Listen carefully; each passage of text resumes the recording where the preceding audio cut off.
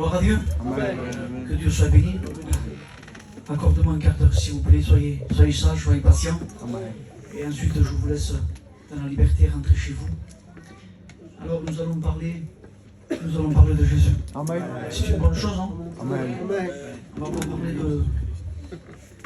pas parler de Pachai. On va pas parler d'Abraham. On va pas parler d'autres religions. Vous savez, quelques jours, j'étais au travail et il y a un jeune chrétien qui n'est pas encore baptisé, mais il s'approche de Dieu. Alors, il est en train de témoigner à un musulman, un collègue à nous. Et justement, ce musulman, il est en train de faire le ramadan, ce jeûne qu'ils sont en train de faire. Et lui, j'entendais parler de Dieu derrière. Alors je me suis retourné, et ce jeune, il dit, mais lui c'est un pasteur, pour moi. Et le collègue dit, oui, je sais, Abraham, c'est un pasteur. Et il me pose la question est de quelle différence il y a entre les catholiques et notre religion. Alors je dis, mais c'est pareil. Je dis, non, c'est pas pareil. C'est pas pareil, mais pas du tout. Il dit, pourquoi? Parce que eux, déjà, donc ils prient à des statues, nous on ne le fait pas. À des saints, nous on ne le fait pas. Ils baptisent des bébés, nous on ne le fait pas. C'est pas pareil. Mais j'ai dit, écoute. Je dis, ta religion à toi, la religion catholique, et ma religion à moi, évangélique, ne peut rien faire. Et lui me regardait. Et même ce jeune chrétien, que drôle, qu'est-ce qu'il dit? Je dis, non, ma mission, moi, vie lumière, que je respecte, que j'aime autant, ne peut rien faire. Alors je voyais que ce jeune il paniquait un petit peu, il bougeait, il faisait comme ça. Qu'est-ce qu'il dit? Mais moi, c'est une vérité, notre religion ne peut rien faire. Amen.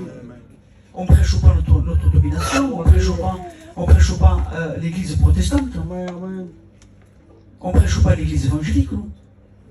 On prêche Jésus. Amen. C'est Jésus qui sauve. Gloire à Dieu. Alors d'un coup, ce musulman m'a regardé. Il m'a écouté. J'ai dit, écoute-moi. J'ai dit, tu es en train de faire le ramadan. Il me dit, oui. Tu fais ça parce que tes parents te l'ont inculqué. Tu es né comme ça. Donc pour toi, tu dois faire ça. C'est comme ça pour lui. Pour lui, c'est pas mal. C'est bien. Nous, malgré que mon père était pasteur, j'étais convaincu de péché. Et c'est là que je demandais pardon à Jésus. Le plus important de ce soir, c'est pas parce que tu es né, pas parce que tu fais partie dans une église évangélique, que tu peux être sauvé. Le plus important, mon ami, c'est que tu rencontres le Jésus. Amen. Un ancien de chez nous disait, il faudrait que les serviteurs aujourd'hui, je parle pour moi, pour nous la jeunesse, je suis un prédicateur, mais il n'y a pas si longtemps que je prêche, mais il faudrait que nous, les serviteurs, on prêche avec un rideau, mais épais, hein, prêcher avec un rideau, parce que souvent on met des titres à nos prédications. Qui c'est qui fait la réunion? C'est un tel, vous n'avez pas remarqué? La salle est pleine. Et à Montpellier, c'est pareil. À Montpellier, c'est pareil. Les gens viennent en foule, ils tombent tout dehors, ils tombent, mais se précipitent tout près chez eux. Qui prêchait? Et il serait loin. Qui prêchait qui démouille? Mais c'est trop agitant, ça. Mais à Montpellier, ils font pareil, ils font la même chose. Et on donne des titres. Un jour, j'ai écouté un frère témoigner. Il disait, je ne voulais pas venir, moi, à la réunion, je ne voulais pas venir. Et en plus, c'était un étudiant de première année qui prêchait. Il ne savait pas ce qu'il disait. Il avait du mal à prêcher. Il cherchait ses textes, il était perdu. Mais il prêchait avec une onction. Il dit, moi, j'ai écouté, c'était dans un camping, pas dans une salle, dans un camping. Et ce jeune, il écoutait le prédicateur prêcher, l'étudiant. Il ne savait pas, il t'entendait de partout. Et il dit, quand je suis sorti, j'ai été changé. J'étais né de nouveau. Et ce que notre peuple a besoin, ce que tu as besoin ce soir, c'est pas de la prédication. C'est que tu changes de vie. C'est que tu sois transformé, pas amélioré. Le Jésus qu'on prêche, il n'améliore pas une vie. Un docteur peut améliorer une vie. Peut te mettre un patch et tu fumes au moins. Tu peux aller dans un centre d'intoxication, comme ça qu'on dit, et bien voilà, ça peut marcher parfois. Moi j'avais un oncle, il est parti auprès de Dieu, un alcoolique. Il déjeunait avec la bière. Mon oncle, le frère à mon père, il se levait le matin, il buvait de la bière. Pour cacher de la bière, il cachait les bières dans les moteurs dans son propre moteur. Les bières étaient chaudes. Il ne s'apercevait même pas, il buvait les bières. C'est l'alcoolique. C'était pas sa faute, il était malade. C'était comme ça. Il était malade. Il était malade. Il avait besoin de boire, de boire, de boire, de boire. Et de boire, et de boire. C'était comme ça. Souvent, devant ses enfants, ils le voient. Ses petits-enfants. Ses petits-enfants disaient, ne fais pas ça, arrête, arrête. Mais c'était plus fort que lui. Le péché est plus fort que nous, les frères et sœurs. Mon ami, le péché est plus fort que toi. Le péché, il a fait de toi, ce soir, je n'aimerais pas prêcher ce soir, mais j'aimerais parler. Vous savez, le temps qu'on vit aujourd'hui, ce sont des temps compliqués, des durs. Hein. On vit les derniers temps. Ce n'est pas un jeu, on ne s'amuse pas ici. Mon père disait un jour, dans une église, on ne joue pas à papa-maman. Vous avez connu ce jeu, papa-maman? Vous l'avez connu ça? On le faisait à Montpellier, nous, ce jeu. Quand j'étais petit, ma cousine faisait la maman, elle. C'était sa main de faire manger. Et moi, je faisais le papa. C'était un jeu.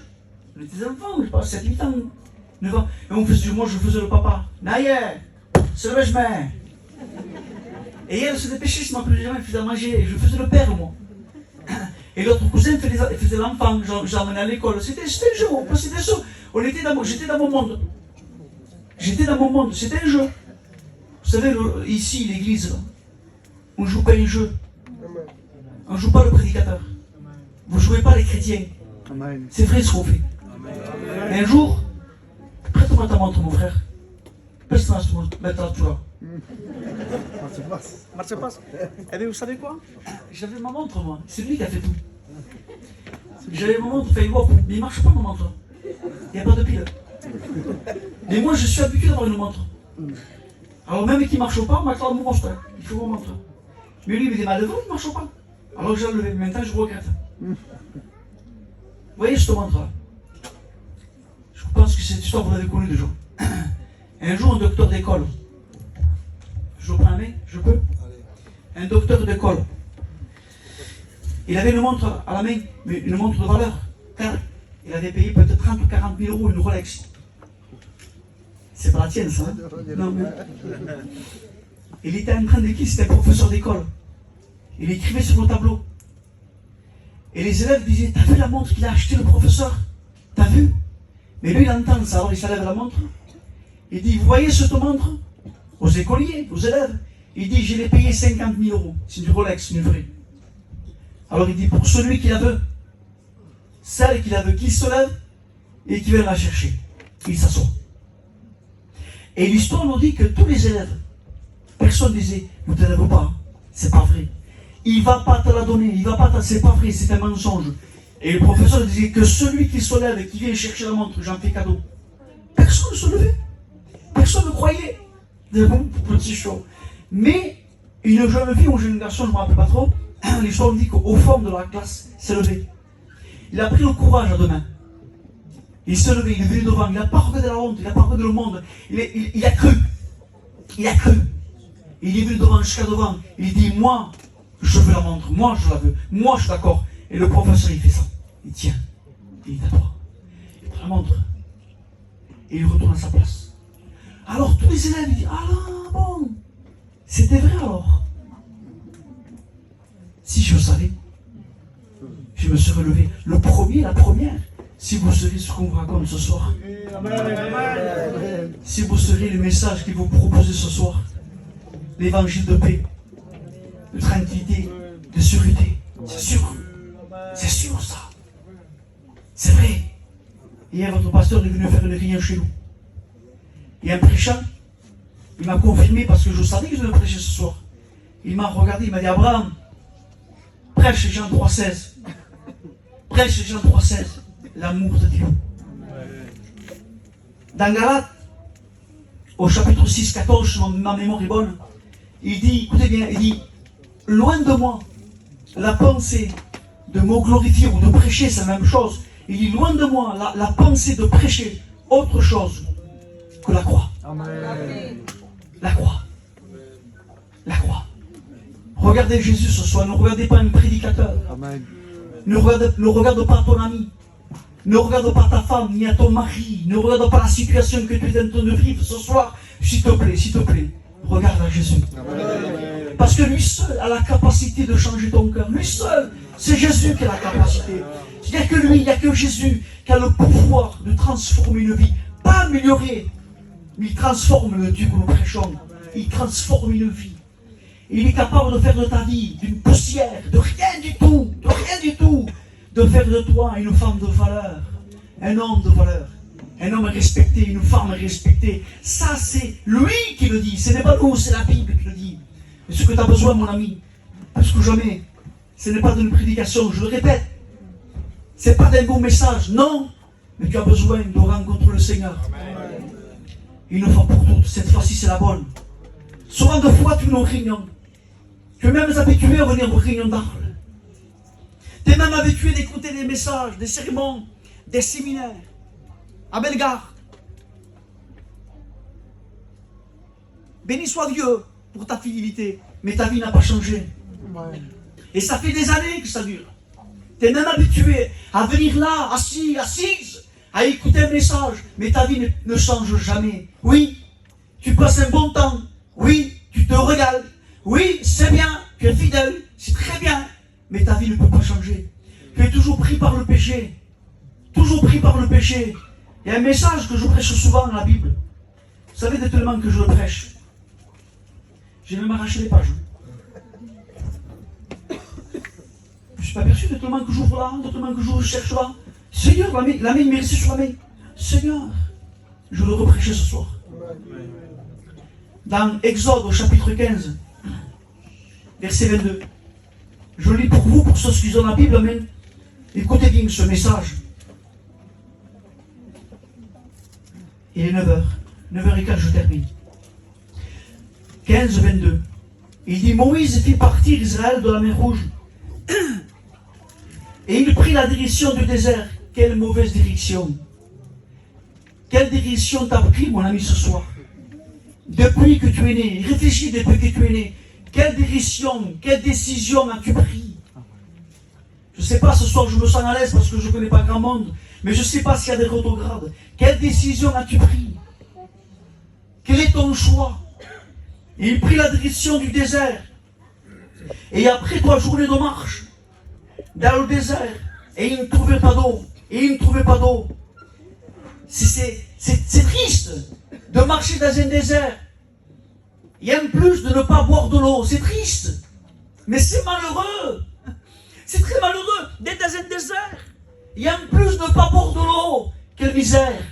Quelle angoisse. Imaginez-vous un petit peu. Vous là, vous êtes là et moi, dans un désert. Le soleil qui te touche, la chaleur. Il n'y a rien. C'est néant.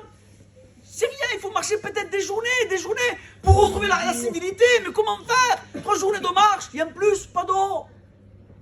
Pasag en catalan, il y a pasag, il n'y a pas de l'eau. Il n'y a pas d'eau. Il n'y a pas de l'eau. Est-ce que tu le comprends ce soir? Le monde est comme ça. Le monde n'a rien, c'est un désert, il n'y a pas d'eau. Et c'est pour cette raison que tu n'es jamais rassasié. Il y a un proverbe qui dit, tous les fleuves ont la mer. Tous les fleuves ont la mer. Et la mer n'est jamais remplie. C'est-à-dire que tu peux aller où tu veux.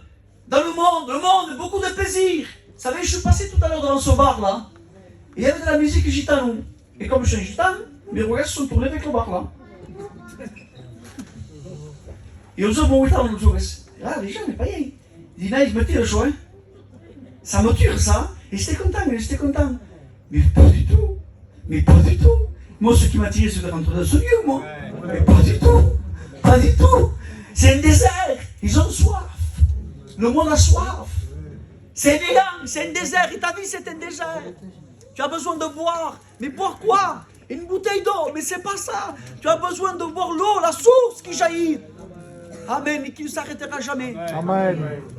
Dieu t'a tiré dans ce local. Dieu t'a mis là. Dieu, c'est lui. C'est l'amour de Dieu. Dans l'évangile de Jean, au chapitre 3, verset 16, comme disait l'ancien, il dit, car Dieu a tant aimé le monde qu'il a donné le seul Fils, l'unique, celui qu'il avait, afin que tu ne meurs pas dans ton état de péché, mais que tu viennes à la rencontre de lui. C'est ça l'évangile, c'est que tu ne meurs pas dans ton état de péché. Aujourd'hui, notre peuple est atteint par un fléau incurable, qu'on appelle le péché. Autrefois, on disait ça chez nous, mais maï, Ces masses gitanes nous instruisent l'honneur, la Bourgogne. Mais laissez-moi vous dire, ce soir, c'est une vérité. C'est rentré. À Intra. À tout cas, tout le peuple. Ça a touché les gitans. Ce que l'on dit jamais, ça rentrera, ça a touché. Ça a touché. Dans le désert. Et, verset 23, ils arrivèrent à Mara, qui veut dire amertume. Un pays qu'on appelle Mara, qui veut dire amertume. Écoutez, on continue, mais ils ne purent pas boire de l'eau. Quelle tristesse, Seigneur. Alors ils arrivent à Mara. Alors ils voient de l'eau, ils se précipitent. Misto, tant mieux, on a gagné, il y a de l'eau, courant, allons-y. Et ils y vont. 3 journées de marche, dans un désert, pas d'eau, rien. Ils arrivent à Mara, ils voient de l'eau. Misto, il y a de l'eau, on est sauvés, on est libre, ça y est. Voilà ce que les gens font aujourd'hui, dans le monde. Quand il y a un moment de tristesse, un moment d'angoisse, et à un moment donné, il y a un mariage païen, Misto. Ça va nous enterrer, mais c'est Mara. C'est Mara. Oh, il y a ceci, on va se... Pardon, du respect, mais c'est une vérité. Ah, il y a telle sortie, il y a une drogue, il y a l'alcool. Ah, c'est Mara. Tu seras jamais désaltéré, jamais. C'est amer. Le monde est amer. Le monde ne peut rien communiquer, rien, ni te donner. N'attends rien de retour du monde. Il ne va jamais rien te donner, le monde. Rien. Rien. Et rien. Celui qui peut donner, celui qui est capable de donner, une source qui jaillit jusqu'à la vie éternelle en toi, en ton foyer, à tes fils, à tes enfants, c'est lui. Viens à lui ce soir. Amen. Et ils ne trouvaient pas d'eau. Et ils arrivèrent à Mara, mais ils ne purent pas boire de l'eau. Pourquoi l'eau? Il était amer et sacré. Elle n'est pas comestible, l'eau. L'eau, on ne peut pas la boire. Quand on boit de l'eau, eh bien, on va la recracher, de l'expression, eh bien, on ne peut pas. On ne peut pas. Elle n'est pas comestible. L'eau de Mara ne pouvait pas la boire. Et il n'était pas potable. Elle n'est pas potable, là. Et il se précipite. Mais non, on va se précipiter. Où vas-tu? Boire de l'eau. Mais où, Amara? Mais non, elle n'est pas potable. C'est écrit, pas potable. Le monde n'est pas potable. Amen. Le monde n'est pas potable. Amen. Et il se précipite à Mara pour boire de l'eau. Et Moïse crie à l'Éternel. Et le peuple dit, que boirons-nous alors? Comment faire? Voilà la question qui était posée. Que boirons-nous? Comment faire? Comment s'en sortir? Alors Moïse crie à l'Éternel. Et l'Éternel lui indiqua un bois. Béni soit Dieu pour ce bois, les frères. Alléluia pour le bois. Amen. Et Moïse il indiqua un morceau de bois. Et l'Éternel indiqua un bois qui le jeta dans l'eau. Et l'eau devient douce. C'est fini. Le message est terminé. Amen. Ça va. L'eau n'est pas comestible. L'eau que tu bois depuis que tu es né, depuis que tu consommes le péché, depuis que tu pratiques le péché, depuis que tu as goûté les choses mondaines, regarde ta vie. Pendant le temps de prédication, fais un examen positif en disant, mais depuis que je suis dans le monde, quelle est ma vie? Qu'ai-je fait de ma vie? Quelle a été la réussite de ma vie? Aujourd'hui, tout le monde se précipite pour faire des Kenji Girac. Tout le monde. Déjà, je ne te demande pas ça. Tout le monde veut être artiste aujourd'hui. Tout le monde veut jouer la guitare. Tout le monde veut réussir. Mais on s'aperçoit que ça ne marche pas. 1 an, 2 ans, 3 ans, 4 ans, 5 ans. Ça fait ça.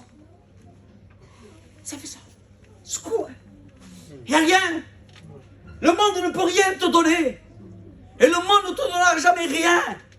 Celui qui est capable de donner, le seul qui est capable de donner pour ta vie, le seul qui veut donner à ta vie, il s'appelle Jésus. Et lui seul a la capacité ce soir.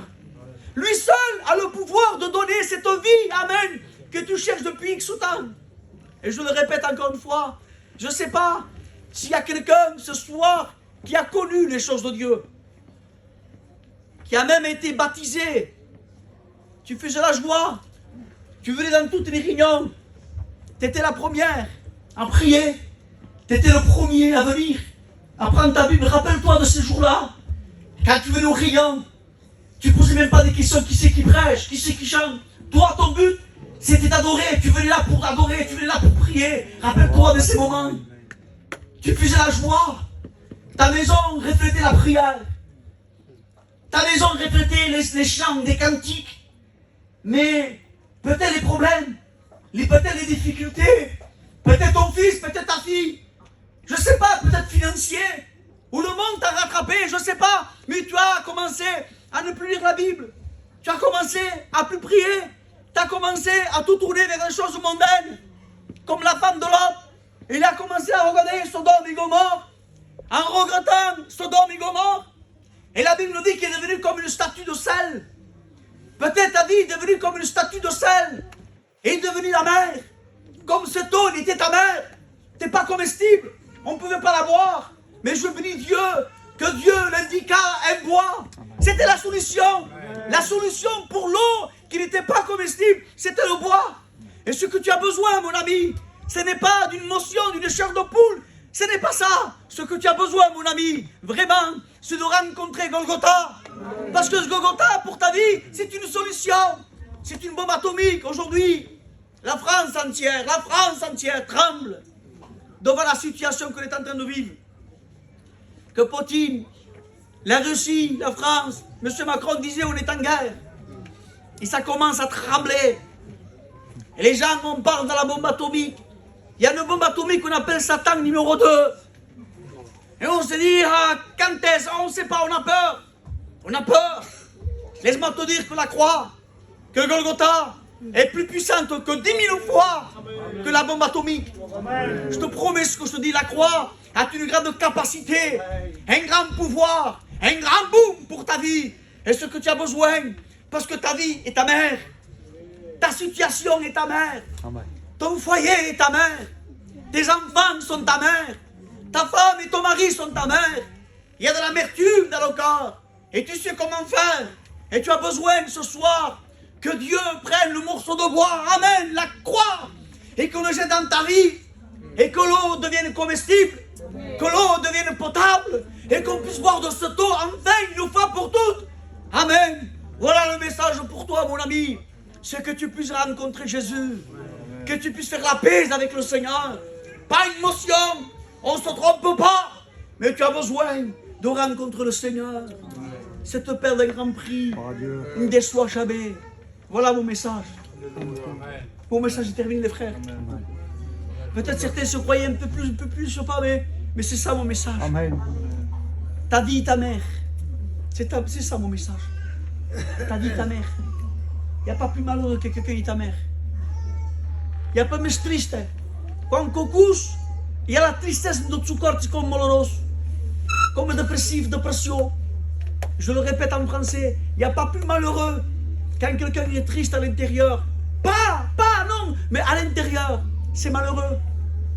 C'est très malheureux, c'est triste. Le Jésus qu'on vous prêche, il est vivant. Amen. Il est vivant.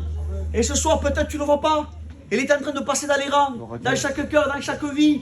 Il est en train de te parler et dire à toi, mais que vas-tu faire? À toi, mais qu'est-ce que tu fais? Vous savez, on a un Dieu qui est bon. Un Dieu qui ne force personne, mais un Dieu qui propose l'évangile. Amen, l'évangile. Là, cette ville était ta mère. Le monde est ta mère. Et ne peut rien donner. Le seul qui peut donner, c'est Jésus-Christ. On prie le Seigneur. Nous rend grâce.